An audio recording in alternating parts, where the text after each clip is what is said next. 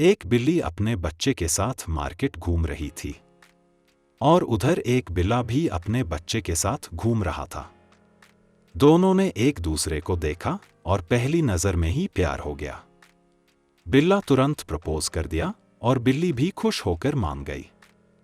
फिर बिल्ली अपने बच्चे के साथ साथ बिल्ला के साथ घर चली जाती है और अगले दिन दोनों शादी कर लेते हैं। वहां सारे रिश्तेदार खुश होते हैं और दोनों के बच्चे भी खुश होकर ताली बजाने लगते हैं। अब दोनों बच्चे एक दूसरे से मिलते हैं और फिर फोटोशूट शुरू हो जाता है।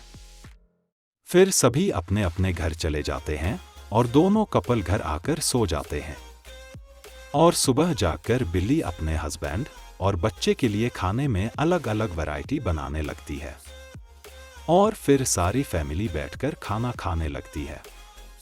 वहीं सभी खुश होकर हंसी मजाक करती रहती है।